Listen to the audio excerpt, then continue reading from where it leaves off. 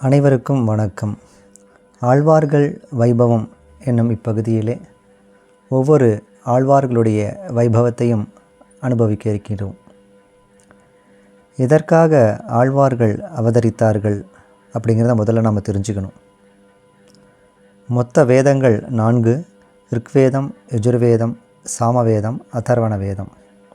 இந்த வேதத்தில் இருக்கக்கூடிய கருத்துகள் எளிதில் நம்மால் தெரிந்து கொள்ள இயலாததாக இருக்குது.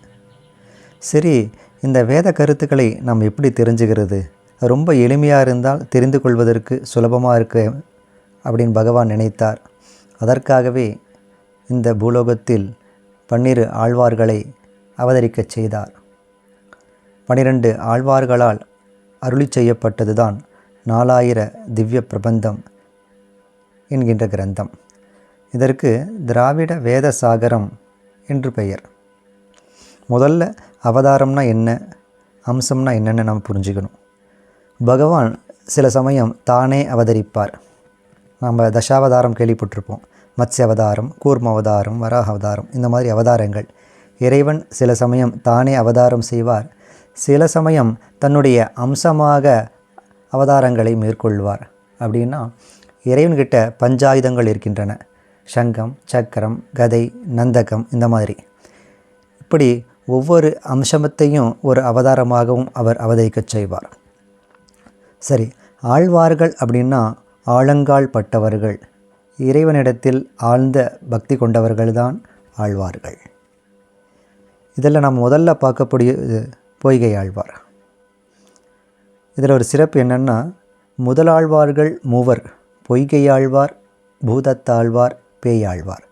இந்த 3 ஆழ்வார்களும் சமகாலத்தவர்கள். அதாவது இந்த 3 ஆழ்வார்களும் அடுத்தடுத்த நாள் பிறந்தவர்கள். பொய்கை ஆழ்வாருடைய பிறந்த சிறப்பு என்னென்னா, திருவோண நட்சத்திரத்தன்னைக்கு இவர் பிறந்திருக்கார். திருவோண நட்சத்திரத்திற்கு என்ன ஒரு சிறப்பு அப்படின்னா, இந்த நட்சத்திரம்தான் இறைவன் வாமனாவதாரம் செய்யப்பட்ட நாள். திருவோணம்னு சொல்கிறோம் இல்லையா? இதில் தான் பொய்கை ஆழ்வாருடைய அவதாரமும் ஏற்பட்டது. சுவாமி வேதாந்த தேசிகனுடைய அவதாரமும் இந்த திருவோண நட்சத்திரத்தில் தான் ஏற்பட்டது.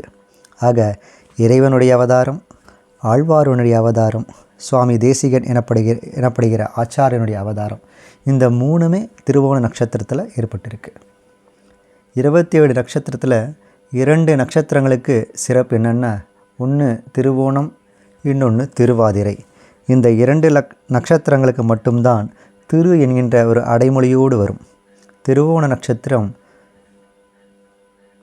பெருமாளுக்கு உகந்தது. திருவாதிரை நட்சத்திரம் பரமசிவனுக்கு உகந்தது.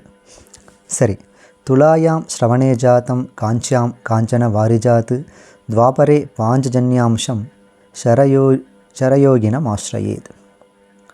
பொய்கை ஆழ்வார் துவாபர யுகத்தின் கடைசியில் சித்தார்த்தி வருஷம் ஐப்பசி மாதம் திருவோண நட்சத்திரம் சுக்லபக்ஷ அஷ்டமி திதி அன்று செவ்வாய்க்கிழமை திருக்கட்சியில், அதாவது இப்போ இருக்கக்கூடிய காஞ்சிபுரத்தில் திருவெக்கா என்கின்ற ஒரு பகுதியில் பொய்கையில் அவதரித்தார். சாதாரண குலம் என்பது மனிதர்களால் ஏற்படுத்தப்படுவது. பொய்கை என்பது தானாகவே தோன்றுவது. அப்படிப்பட்ட பொய்கையிலே தங்கமயமான தாமரை பூவிலே எம்பெருமானின் பாஞ்சஜன்யம் எனப்படுகின்ற சங்கின் அம்சமாக பொய்கை ஆழ்வார் அவதரித்தார். ஒரு சுவாரஸ்யமான கதையை நாம் ஒன்று தெரிஞ்சுக்கணும். காஞ்சிபுரத்தில் திருவக்கால யதோக்தகாரி பெருமாள் அப்படின்னு ஒரு பெருமாள் கோயில் இருக்குது. சொன்ன வண்ணம் செய்த பெருமாள் அப்படின்னு அந்த பெருமாளுக்கு திருநாமம். ஒரு சமயம் பிரம்மா அஸ்வமேத யாகம் பண்ணணும் அப்படின்னு நினைக்கிறார். தன்னுடைய தர்மபத்னியான சரஸ்வதி தேவியினுடைய துணை இல்லாமல் தானே அந்த யாகத்தை காஞ்சிபுரத்தில் நடத்துகிறார். பெருமாள்கிட்ட சங்கல்பம் வாங்கி கொண்டு அந்த யாகத்தை நடத்தி கொண்டிருக்கிறார்.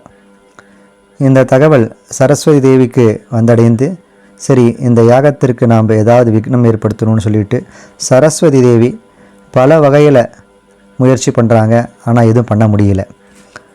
வேகவதி எனப்படுகின்ற ஒரு ஆறாக சரஸ்வதி தேவி அந்த யாகத்திற்கு விக்னம் ஏற்படுத்தணும்னு நினைக்கிறாங்க. பெருமாள் அதையும் தடுத்து நிறுத்தி விடுகிறார். இறுதியில் சரஸ்வதி தேவி தன்னுடைய தவறை உணர்கிறார். இறைவனும் பிரம்மாவிற்கு கொடுத்த வாக்கின்படி அந்த யாகத்தை பூர்த்தி செய்கிறார். ஆக பிரம்மாவிற்கு கொடுத்த வாக்கினை அவர் பூர்த்தி செய்ததால் சொன்ன வண்ணம் செய்த பெருமாள் அப்படிங்கிற ஒரு திருநாமம் அந்த பெருமாளுக்கு ஏற்பட்டது. சரி, இறைவனுடைய சங்கல்பம் என்னன்னா, திருக்கோயிலூரில் மிருகண்டு மகரிஷி ஆசிரமத்தில் முதல் ஆழ்வார்கள் மூவரையும் சந்திக்க செய்வது தான். பொய்கை ஆழ்வார், பூதத்தாழ்வார், பேயாழ்வார். இந்த 3 ஆழ்வார்களையும் திருக்கோவிலூரில் மிருகண்டு மகர்ஷி ஆசிரமத்தில் சந்திக்கணும்.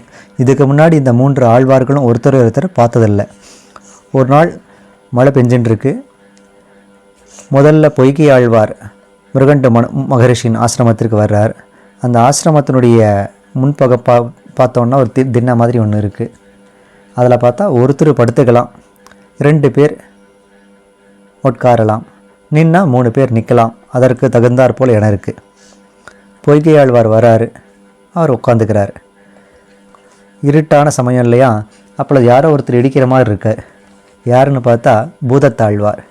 சரி, இவர் வந்துட்டாரேன்னு சொல்லிட்டு 2 பேர் அட்ஜஸ்ட் பண்ணி உட்காந்துக்கிறாங்க. 3ஆவதாக இன்னொருவரும் வந்து அவர் இடிக்குது. அது யாருன்னு பார்த்தா பேயாழ்வார். இந்த 3 பேருமே ஒரு மாதிரி கஷ்டப்பட்டு அந்த இடத்துல நின்றுக்கிறாங்க. இப்பொழுது 4ஆவதாக ஒரு உருவம் வந்து அவர்களுக்கு இடிக்கிற மாதிரி இருக்குது. யாருன்னு பார்க்குறதுக்கு போது ஆழ்வார் இல்லையா, யாருங்கிறது ஞான திருஷ்டியில் தெரிஞ்சுட்டார்.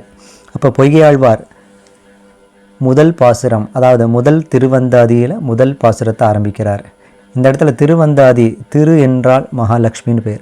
அந்தாதின்னு அந்தம்னா முடிவு, ஆதினா தொடக்கம்.